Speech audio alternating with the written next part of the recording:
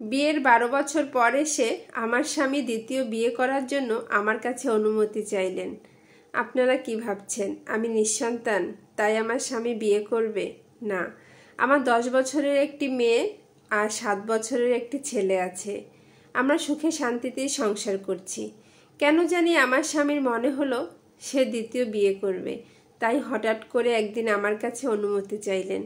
আমি খোঁজখবর নিয়ে দেখলাম তার অফিসের এক কলিগের সাথে তার বেশ ঘনিষ্ঠ সম্পর্ক হয়েছে। আমি তাকে কিছুই বললাম না। যেখানে প্রথম স্ত্রী থাকতে দ্বিতীয় বিয়ে করতে ইচ্ছে করে সেখানে অনুমতির কোনো দরকার নেই।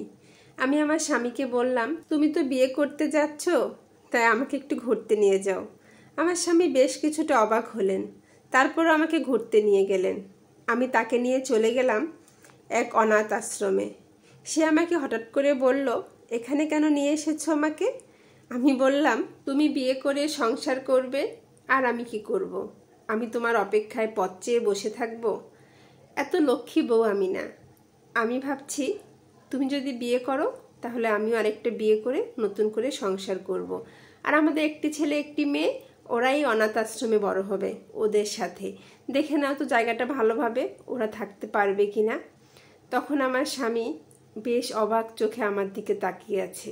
আমি তাকে বললাম, কি ভাবছো আমি কতটা পরিবর্তন হয়ে গেছি? তাই আসলে আমিও ভেবেছিলাম তুমি কতটা পরিবর্তন হয়ে গেছো। সে আমার কথাগুলো শুনে বেশ অবাক চোখে আমার দিকে তাকিয়ে তার দু চোখ বেয়ে পানি ঝরছে।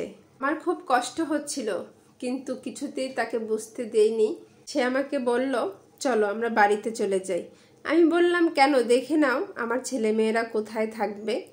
সে আমার হাত দুটি জোর করে ধরে বলল, আমাকে ক্ষমা করে দাও। আমি যা করেছি ভুল করেছি, আমাকে তুমি ক্ষমা করে দাও। আমার ছেলে মেয়েকে নিয়ে আমরা সুখে শান্তিতে সংসার করব। আমার ছেলে মেয়েরা আমার বুকে থাকবে, কারণ আমি যদি বিয়ে করি আমি তো বউ ঠিকই পাবো, আর তুমি যদি বিয়ে করো তুমিও স্বামী ঠিক পাবে। কিন্তু আমার ছেলে মেয়েরা কখনো বাবা মা খুঁজে পাবে না, আর আমি আমার ছেলে মেয়ের মনে কখনোই কষ্ট দিতে পারবো না। তুমি আমাকে ক্ষমা করে দাও। আমি বললাম, ঠিক আছে, ভুল বুঝতে পারার জন্য অনেক অনেক ধন্যবাদ। চলো বাসায় যাই। এসে আমার শাশুড়ি মাকে কথাগুলো বলি, আর এই কথাগুলো আমার শাশুড়ি মা আমাকে শিখিয়ে দিয়েছিলেন। আমার শাশুড়ি মা আমাকে খুব ভালোবাসে। সে আমাকে মেয়ের মতো ভালোবাসে।